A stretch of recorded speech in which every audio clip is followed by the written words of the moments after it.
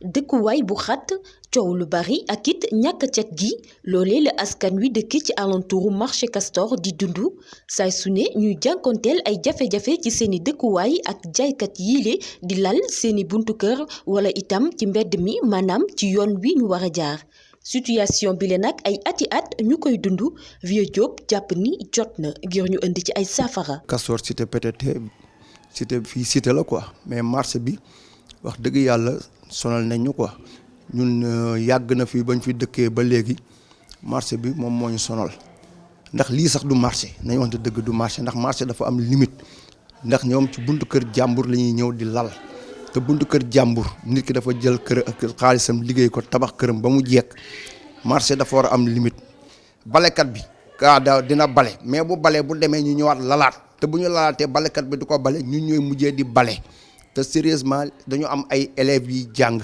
am ay mag ñu feebar ñu nekk ci koñ bi ay mag ñu fi feebar nekk nañ ci koñ bi tey bu ñuy génne malade problème très sérieux la ñu am pharmacie baa ngi nii jege mais da ngay gis nit ku feebar piqué crise war a dem ci pharmacie bi du mën a jàll pharmacie bi sama buntu kër gii lay gaaree otoom te moom waroon na nekk dugg ci pharmacie am liggéey normalement di jël clients yi di faj di def lépp en tant que médecin la.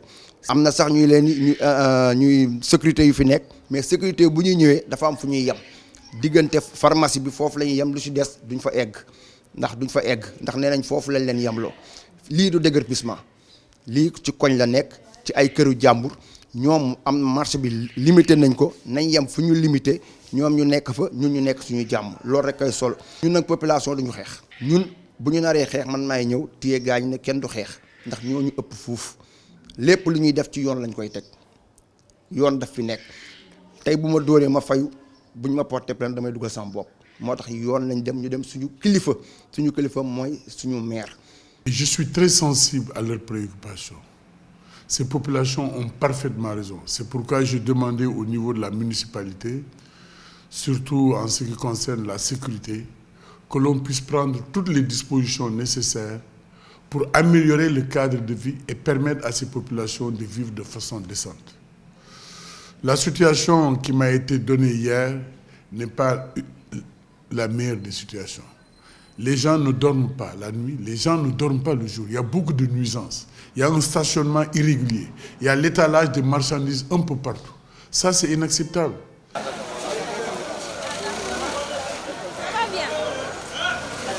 Ablaye Diagne di féddali ay kàddoom mu ngi dëkk ci koñ bi te it bokk ci association bi nga xam ni ndaw ñi daal dinañ koy taxawal ngir jëli fi lu ni mel. Ça fait des vingtaines d'années yoo xamante ne marché bi si boppam environnement bi normalul dañuy lal ci buntu kër yi ay 3 heures du matin 4 heures du matin doo mën a nelaw taxi yi gaari ci buntu kër yi clando yeeg du n'importe quoi y a de l'anarchie totale doo mën a nelaw du guddeeg bëccëg même xale ndaw yi sax seen njàng yooyu daf koy perturber te loolu vraiment normalul ndax ku nekk fa nga dëkk fa nga mën a toog noppalu. duñu sonn duñu tàyyi jaaykat yii le nag bés bu ne ñuy dóor dàkke ak agent wu mairie bii.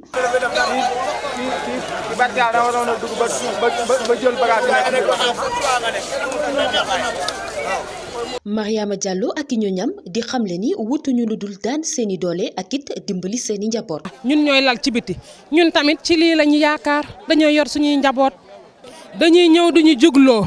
ñun nag jugloo bi maire yi tamit dañ see sonn maire yi da ngay gis ku nekk di sonn di jag-jagi di kii ak paan yeeg di daw fee ramas bi sonal nañ wax dëgg yàlla ñun nañ am rek fu ñuy jaay ñu bàyyi nag ñuy liggéey fii daal moo gën. Bassirou ak Oumar ay jaaykat di dund lu ni mel te it daj ci lu ne di xamle ni parewuñ ngir teggi seen tànk ci lii ñu ne ndax ci la ñuy suturloo. fii rek la naam marché Castor rek la naam marché Castor la naam di fi dumbalee seen waajur yi seen soxna yi. seen rak yi seen dëkkandoor yi yëpp ñu leen see dumbale marché Castor la am chaque jour dañuy yëkkati chaque jour te dañuy xëy dagg juute 8 heures 7 heures gars yi ñëw waa juute bi ñëw daggaloo ñu juute bu 10 heures 50 bu jotee ramasse bi ñëw buñ la fekkee laal yoo ñu yóbbu sa bagage loolu nag ñi dañ see sonn nan bàyyi nit ñi ñu mën a liggéey nit ñi nan bàyyi nit ñi ñu liggéey tey ay xale ndaw ñoo fi nekk di liggéey tey bu ñu neexoon maa ngi nii damay entraînement ba ne cek dem agresseur yi kenn ma loolu ba dara jàng naa karaté jàng naa lépp su ma neexoon damay dem agresseur yi def moo ko dégg nga ku ma si daje guddi su ma la poñee force danga may jox li nga yor mais def moo ko damay ñëw di daan sama doole kon nañu bàyyi ñu liggéey buñ ko manut nañu futal feneen fu ñu liggéey waaye ñi sonn neen chaque jour 11h bu jotee ñu ñëw laal ñi sonn neen si man. kii daal li mu wax kenn mënu koo paase. maire ba ñaan nañ ko ba sonn fu ne dem nañ fa waaw mu ne bu 11h da ngeen di jóg 11h bi ñu war a jaay ci lañ ñuy yëkkati say bagage la ñuy nangu soxna si nga fay sa xaalis doo gisu kayit doo gis dara. wax ju ñaan amu fa leneen amu fa buñ ko yóbboo da ngay génne sa poche jox leen ñu delloo la ko boo liggéey ñu ñëwaat ay 2000 1500 3000 lu ne ngay fay ñoom bagage bi la ñuy xool rek buñ la jàppee yaa ngi dégg valeur bi nga yor la ñuy xool ñu fayee ko def seen poche buñ la daggaloon junni te dagg ticket jox la amul problème mais duñ la daggal dara. Mais ça, c'est pas ma faute. S'ils donnent leur argent, ils doivent exiger des tickets. Parce que le payeur, justement, leur donne des tickets. C'est à partir de ces tickets-là qu'ils payent. Donc, vous signalez une anomalie, un dysfonctionnement extrêmement grave. naam sax amuñu place ba tax ñuy lal ci mbedd mi waaye loolee terewul benn yoon ñuy fay lempo comme ñëpp tuuma gu rëy ñu teg ko ci ndoddug agent yi di liggéeyi ci mairie bi. yuuti 300 200 150 ça dépend ku ne bagage ba nga yor rek xam nga li ma la wax.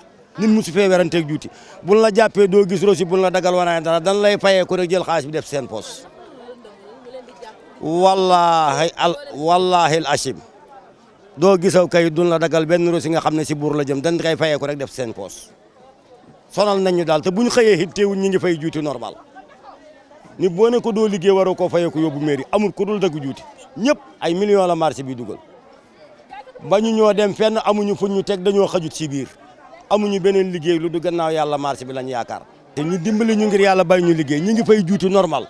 ndax lu ni mel yoon la ana lan la maire bu gox bile na ma def ngir saafara jafe-jafe yi moom Cheikh Gueye di ci indi ay leeral. Le marché, c'est le marché. Aujourd'hui, si tu vas au marché, si tu vas dans le cœur du marché, il y a presque personne. Les commerçants ont abandonné le cœur du marché et l'intérieur du marché pour exposer les marchandises sur la voie publique. Mais c'est inacceptable. Et ceux qui sont restés, quand est-ce que les clients vont arriver à eux? Donc il y a un vrai problème. Ils ne peuvent pas le dire et c'est pourquoi nous voulons recentrer le marché dans le marché, au cœur du marché. Et que les commerçants laissent la voie publique. La voie publique, c'est pour les piétons, c'est pour les véhicules. Vous imaginez, il y a une loi qui avait été prise s'agissant de l'heure d'ouverture et de l'heure de fermeture des marchés. Mais cette loi n'est pas appliquée. Ce que j'ai eu comme compte rendu hier, ces commerçants viennent à 2h du matin, 3h du matin pour commencer déjà à occuper l'espace. Mais qui peut être à 2h du matin, 3h du matin au niveau du marché? Vous voyez, c'est une situation difficile. Et c'est pourquoi nous allons prendre toutes les dispositions pour accompagner ces populations. Parce que ça relève de la municipalité. Hier même, j'ai appelé le commissaire de Dieuppeul pour solliciter son secours, pour que force reste à la loi. Parce que ces commerçants, dit-on, certains sont armés et il y a parmi eux certains qui les entraînent. Et il y a aujourd'hui lieu d'identifier les auteurs ou responsables de ces perturbations pour que justement la loi puisse être respectée. li jëm ci xaalis bi nga xam ni commerçant yi moom la ñu ne moom la ñuy verser agent wu mairie bi nag. C'est pas vrai. En tout cas, ce qui est déclaré à la municipalité, parce que cet argent n'est pas versé à la mairie. Mais ça, c'est pas ma faute. S'ils donnent leur argent, ils doivent exiger des tickets. Parce que le payeur, justement, leur donne des tickets. C'est à partir de ces tickets-là qu'ils payent. Donc, vous signalez une anomalie, un dysfonctionnement extrêmement grave. C'est au niveau de la perception municipale Dakar-Bourguiba que ces taxes sont versées. Et c'est à la suite, justement, d'enquêtes et de visites au niveau du marché que le percepteur a indiqué à chaque collecteur la somme d'argent journalière à verser. Les taxes concernent particulièrement les cantines et les gros débiteurs. Mais ceux qui étalent dans la rue comme ça, mais c'est 100 francs qu'ils payent au duty. Et ce n'est pas cet argent-là qui fait vivre la municipalité. Non. Nous préférons cracher sur cet argent pour rendre ces populations heureuses et qu'elles puissent vivre de façon décente, que de récupérer cet argent et en même temps de causer un préjudice à ces populations. C'est inacceptable. Ah, c'est la première fois que je recevoir. recevoir nañ ba ñu recevoir nag waxtaan nañ wax dëgg yàlla juboo nañ ci kàddu nee na moom moo res mairie bi te moo res Castor nee na ñun population bi dañ toog bu ñu jóg bu ñu xeex bu ñu def dara léegi nag bal bi mi ngi ci camp wu maire ñun nag maire la ñuy déglu.